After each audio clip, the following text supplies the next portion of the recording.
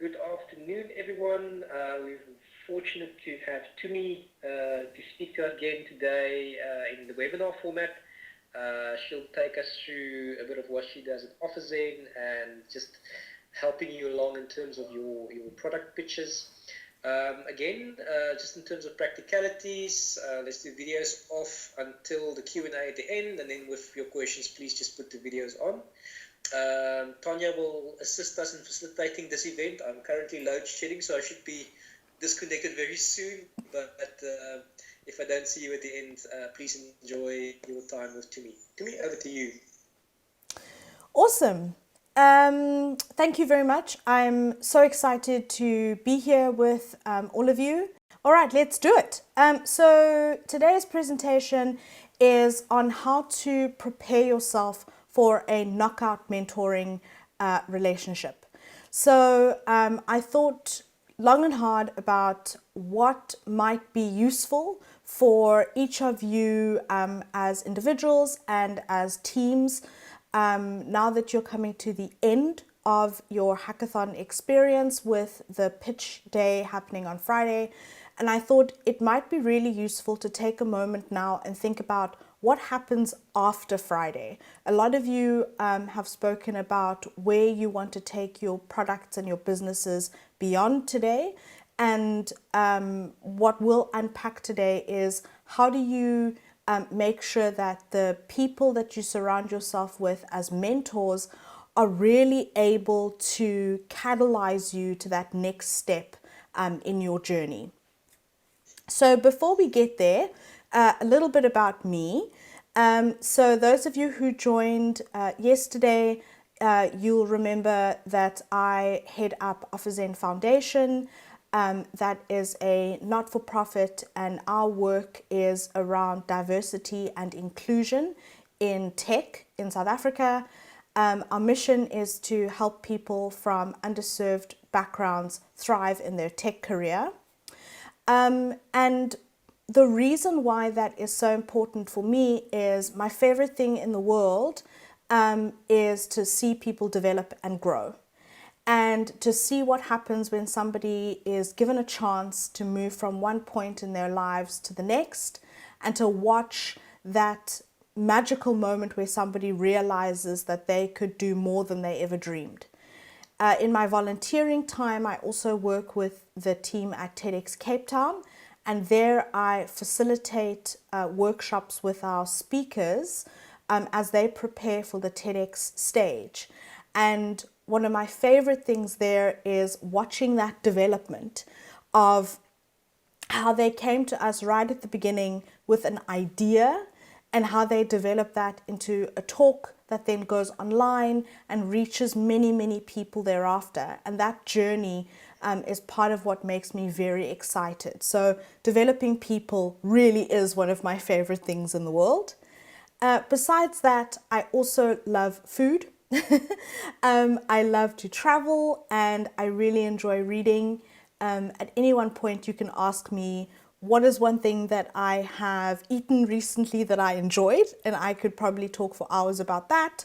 Where is a place that I've been recently that I've loved? And what is something I'm reading that I could share? So yeah, that's a little bit about me. And as I said, today's talk is about how to prepare yourself for a knockout mentoring relationship.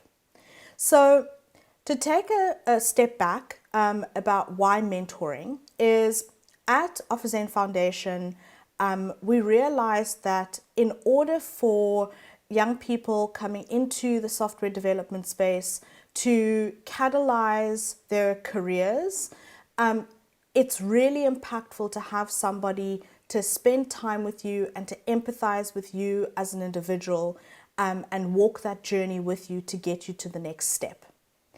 And a mentoring relationship is a really powerful way to do that. Similarly, I think for a lot of you, as you are working on business ideas and you're building products, there's a lot of information coming at you. There's a lot of different ways that you can go in terms of figuring out your customers, figuring out what experiments to run, how to get traction. And so a mentor can really get you to that next level and cut through the noise.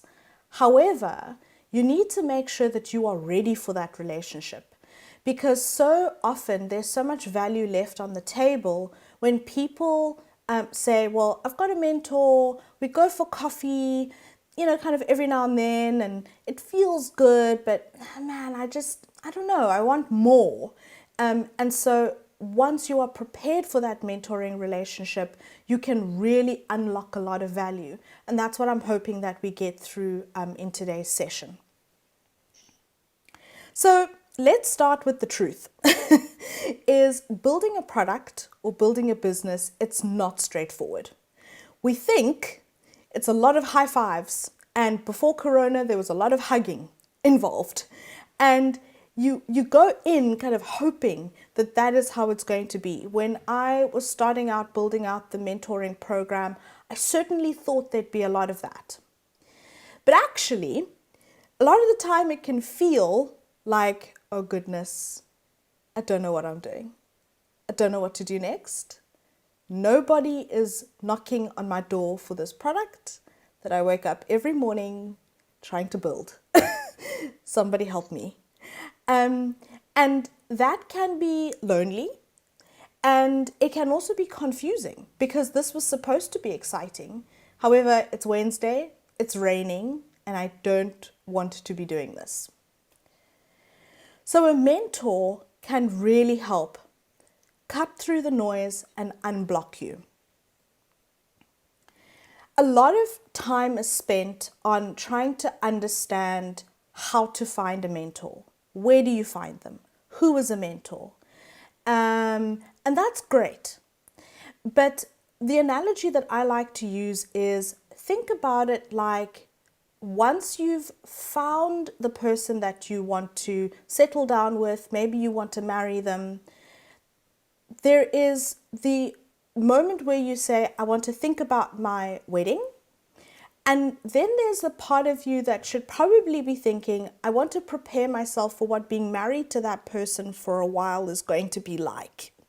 And so preparing yourself is kind of like preparing for what being married to that person for a long time is going to be like. And I'm sure you can agree that it's probably a good idea to spend some time thinking about that. So let's unpack what that looks like. Here's how to prepare.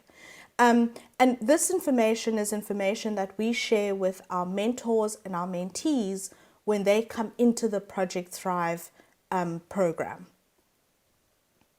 So the first question that you need to ask yourself is, are you ready for a mentor?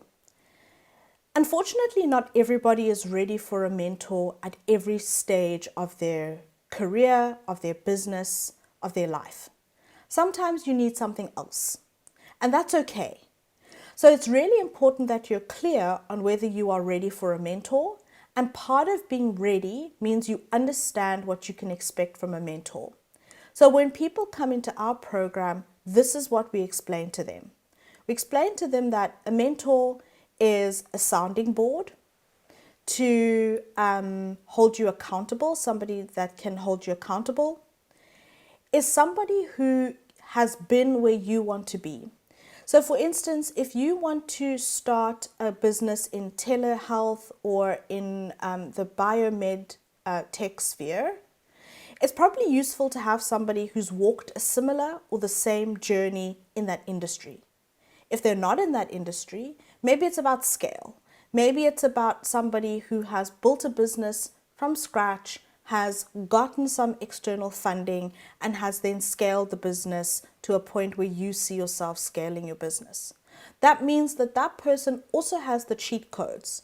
So while there's a lot that you will need to learn on the journey, and a lot of this will be you figuring it out for yourself, they also know the terrain. So they can tell you where the landmines are, so you don't have to make those same mistakes yourself. It's also important to understand what a mentor is not. So a mentor is not a teacher. And so it's not a teacher-student relationship. And we'll talk about how you meet each other halfway in a little bit.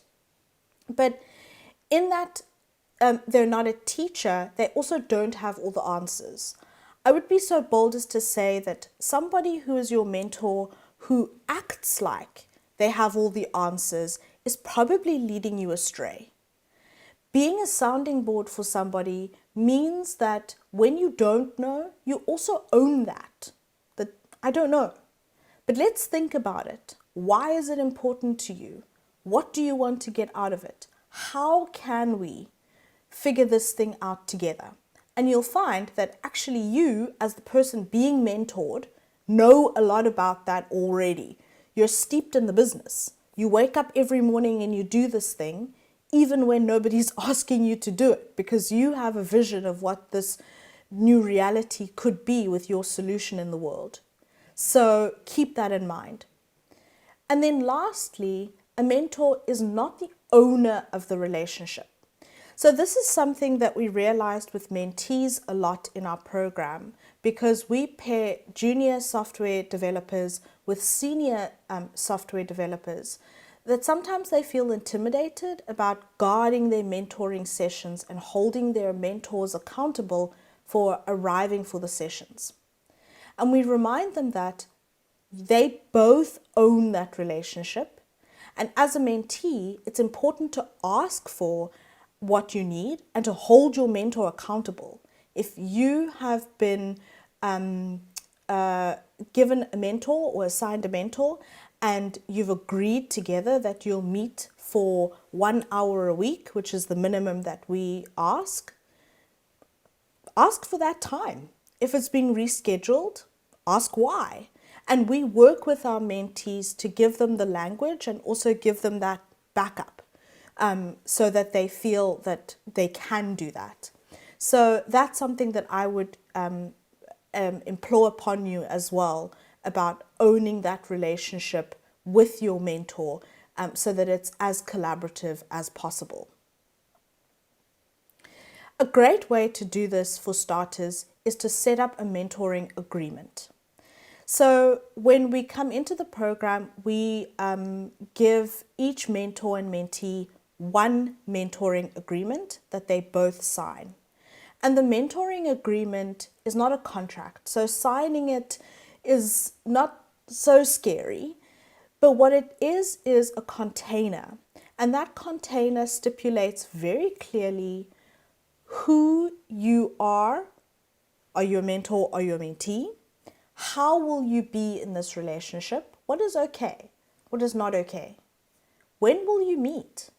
Will you meet weekly? Will you meet bi-weekly? Who's responsible for what? When will you deliver it? Are there going to be meeting notes that need to be shared? Do they need to be shared the day before? Can they be shared an hour before? How rigid or flexible will you be? And we understand that these things take time and, after a while, everybody gets a little bit relaxed. But it's also really important when things maybe derail a little bit, that you're able to come back to this container and say, hang on a second, this is what we agreed to. Can we come back to this and interrogate whether this is still useful for us? So for each of you on the call today, what I'll do is I'll share some of these actual resources with you, like a copy of a mentoring agreement.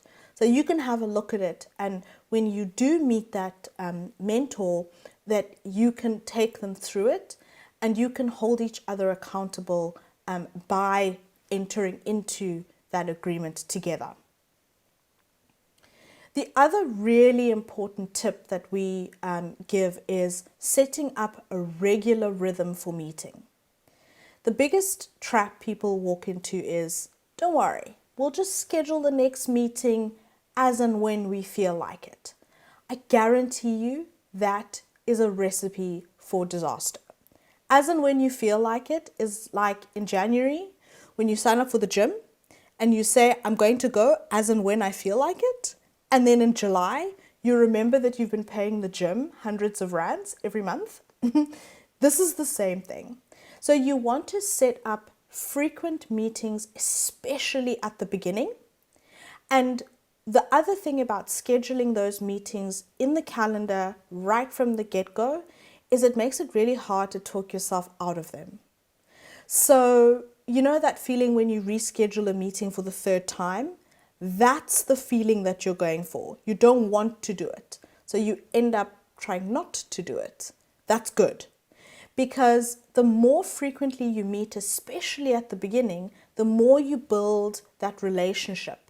And so even if after some time you drop cadence of your meetings, you maybe start meeting bi-weekly from weekly, which is the cadence that we are okay with our mentoring pairs, that's okay because you've built that relationship. Some of our mentoring pairs who've finished the program now check in every month or every other month. And it's really about that maintenance, and they've built a friendship now, so they can check in infrequently. But at the beginning, it's really crucial to spend that time together and dedicate that time and guard that time. We say to our mentees, keep that time sacred, and we really mean it. And then the other thing that I would really recommend is keeping a collaborative log that helps you stay on track. So the collaborative log needs to be at least or at least one of these things. All of these things would be great, but at least one of these things. So it needs to be, most importantly, accessible. Some people use Google Docs, and they literally have a Google Doc that says mentor name, mentee name, log, and each date, and they just write down whatever comes to mind. That's perfect. Some people drop voice notes and messages into WhatsApp. That's fine. The log needs to serve you, not the other way around. The most important part is, are you both okay with where the log is? Again, the mentoring agreement will help you stipulate that. And the other important part of it is you can both access it easily. So meeting notes, I recommend you keep in there. Again, be clear on who provides the notes and when they are provided. Action items from your chat, it's really good to keep them in there because they can also feed into meeting notes for next time. And then questions that might come up for you in your business, in your personal life, as you're going. Sometimes on a Sunday when I'm cleaning the house, I think of thoughts that have just come up for me, with big challenges that I'm having. And sometimes I'll just jot them down in a log that I keep with somebody who I chat to bi-weekly. And actually, I'm due to send her my log today for our check-in tomorrow. So definitely worthwhile. And after time, you can look back on your log and have a look at months ago, a year ago. Wow, this is how far I've come. Or actually, I keep coming back on the same topic. I think there's something here. I think there's something we're missing. I need to actually figure this thing out in more detail. So a collaborative log is very, very helpful to give you that sense of progress because you're writing it down. And as we talk about progress, goals. Goals, goals, goals. However, it's a common trap to set goals first. So that's why I say set goals, but not initially. So when you meet with your mentor, you will be lured into this wonderful trap that you're feeling productive, you've met them, everything's going really well, it's time to set those goals. But actually, goals are very contextual. And if you don't know each other well enough, you might find that you're missing the point of the goal, and there might be different ways that your mentor can help you achieve your goals if they knew why those goals were those goals. So I'll give you an example. Imagine that you go to your mentor and you say, okay, I've got a business that I'm running and we're doing fairly well, but I'm based in Cape Town. I don't want to remain in Cape Town. I want to go global. I see myself all over the country. In fact, I see myself all over the continent. And I see myself having operations in many different cities across the continent. And I see myself, leading teams all over. And your mentor sat there going, this is a small idea. I don't quite understand how it goes global. I don't understand why the continent. No, don't look at Africa. Look at Europe. It's far more advanced there. There are more opportunities there. You'll get more networks there. There's VC funding there. If they don't understand that maybe you have a Pan-Africanist history where you've got parents and grandparents from across the continent, or that you have connections with the tech ecosystems in Nigeria or in Kenya, they might miss the importance of that goal in your life. So we say to mentors and mentees who come into the 12-week program, we say, we know it's 12 weeks and it sounds short, but spend the first 3 to 4 weeks just getting to know each other as people. Then, once you feel comfortable that you've gotten to know each other, revisit those goals that you thought you wanted and figure out together, now that you know each other, how you might work together to break down those goals into actionable items that you can work towards. And then again, depending on the length of your mentoring relationship, some goals you may knock out the park if they're small, actionable goals. Some goals are small and actionable and they lead to bigger, meatier goals. That's okay too. The important thing is progress. And that's ultimately why you set them, right? So that you can see that actually, you know what? I want to go global. I want to open that next office. I want to get to the next customer segment. But today, I need to focus on this thing because I see where the future is. And to get there, I need to focus on this thing now.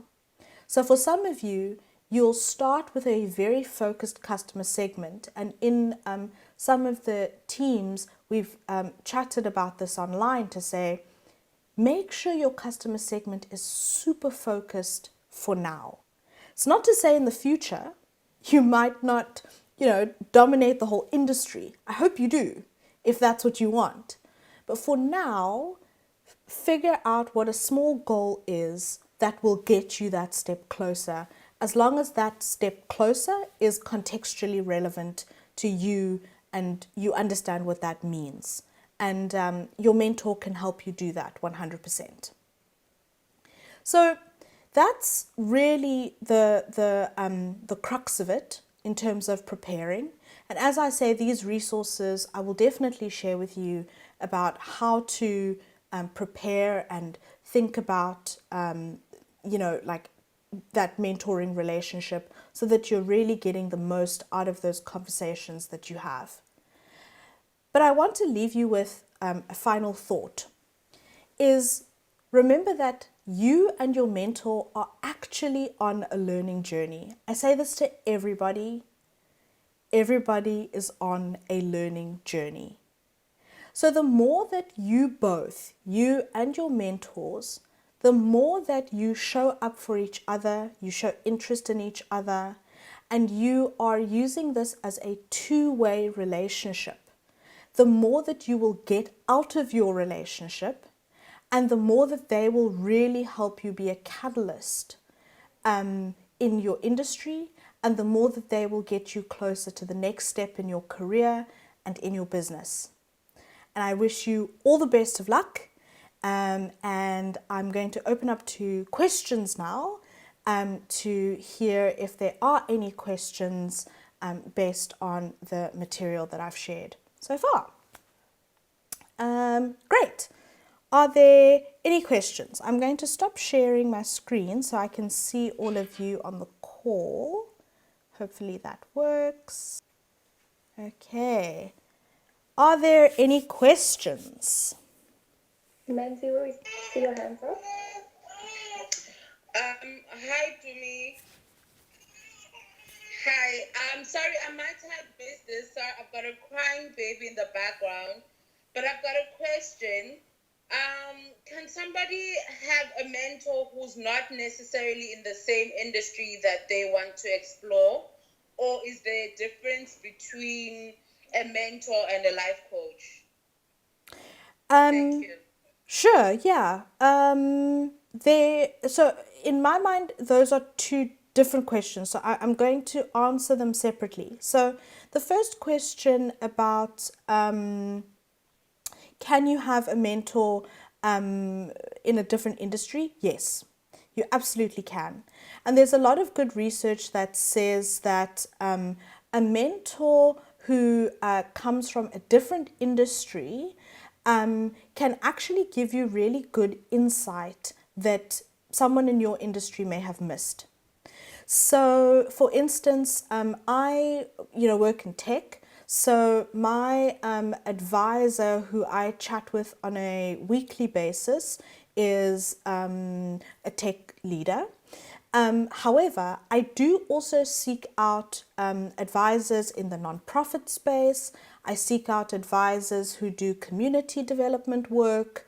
And I find that that interdisciplinary approach helps me kind of broaden my view of the problem I'm trying to solve. But I'm also very intentional about what challenge are they helping me think through. So in your industry, they might be able to help you figure out maybe, how do we do this particular thing, or how do I overcome this particular challenge? But a mentor who comes from a different industry might be able to help you figure out something else. So yes, there's a wonderful book by a man called Tim Ferriss. He talks about having a tribe of mentors. And it's an audiobook as well. It's quite a long audiobook, but it's a physical book that you can also get. And the idea behind a tribe of mentors is having kind of that a plurality gives you that broader, more holistic view that you wouldn't have gotten otherwise. Then the second part of your question, the difference between a mentor and a life coach. I do think they are different. A coach is generally somebody who, well, for starters, they've studied coaching, and they are able to give you more guidance, and they are knowledgeable. And so basically the main difference that I would say between a coach and a mentor is a mentor has been where you are before, where a coach is guiding you through something. So in that way, that's been the stark difference I've seen. I've had both. I've had a life coach, and I've had a number of mentors. And my life coach, I pay them, is the other difference. And they have studied, they are a certified coach. A mentor has built businesses before, built product before, and so they are really able to help me navigate those pitfalls more than my life coach. My life coach is asking me different questions fundamentally than what my mentor is asking me. Makes sense. Thank you so much, Tumi. Okay. Thank you. Are there any other questions on the line? I see folks are a little bit more quiet than we've had, than we had yesterday. Should we go around with different teams? That seemed to work well. Any questions from the different teams about how you might lean on mentors to get you to the next step in your business or product journey?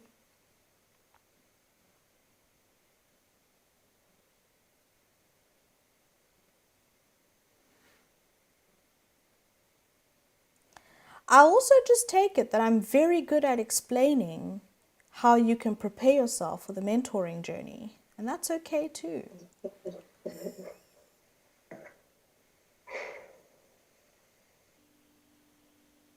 Okay, cool. Thank you so much. I do. Tumi? Yeah, sorry. I've got a question. I'm super curious about how many of the teams currently do make use of advisors at the moment, advisors or mentors at the moment as they've been kind of going through their business journeys. Just out of curiosity, I've mentioned that I've got an advisor, mentors, a life coach.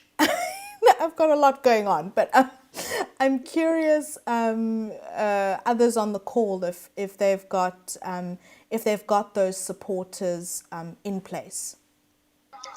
I'll answer that. I guess if reading the appropriate books in terms of where we're at in the business counts as having advisors, then I would say yes, because in our team we are at a point where everything is still very new, and we are leaning towards collecting information in a form of books, reading up what do you call research documents and so forth, and using ourselves as I guess mentors, like where one is more stronger in a particular area, then we go to that person. If we, like for an example, if we are looking at scaling the business very soon or sometime in the future, then we obviously are reading books around scaling up and all of that.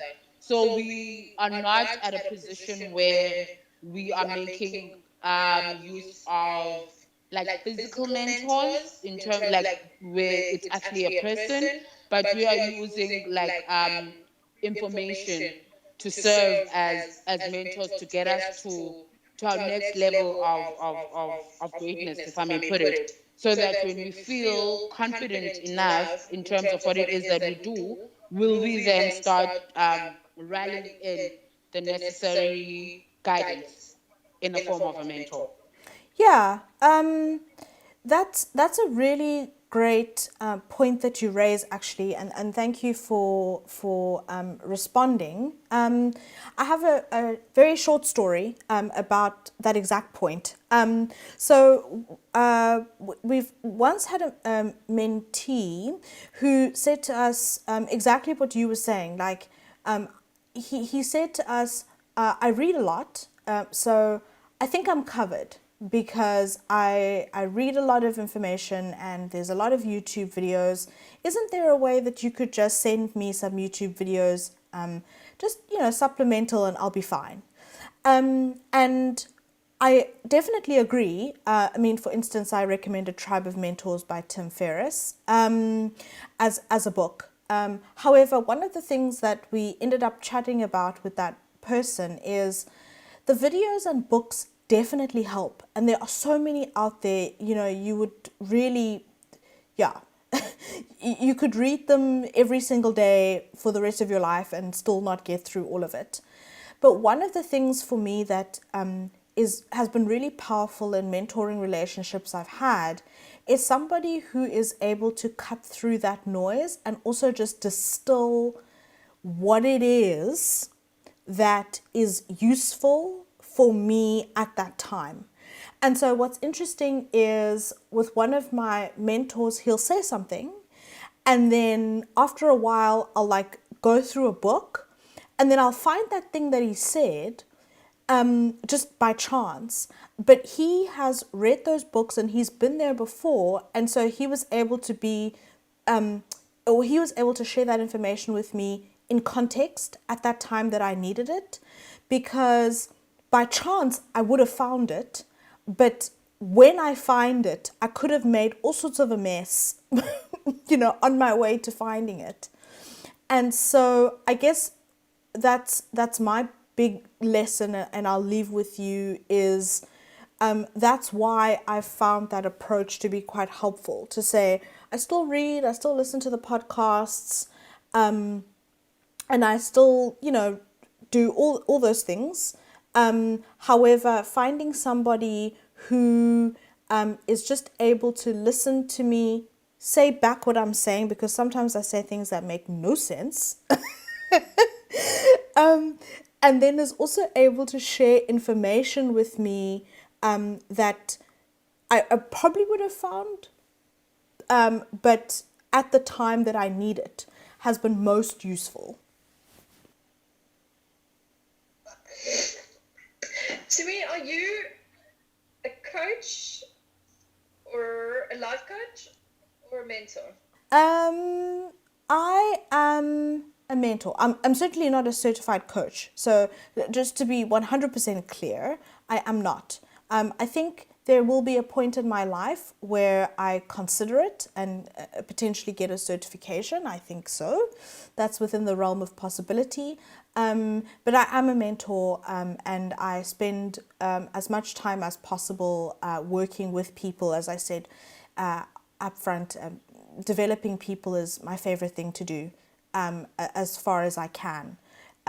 So yes, that's how I think about myself. How do we, so it's after a hackathon or maybe through a hackathon, how do we ask you to maybe kind of like spend some time with us or the team, and what would that look like? Yeah, for sure. So actually, I stopped sharing my slides, but when I do share them in the channel, you'll see the final slide has got my email address. So you're welcome to continue chatting with me on Teams. I am there. But when you look at the slide deck, you'll see my email address is also there. So you are welcome to email me there as well. Good luck, everyone. Yay! Thank you.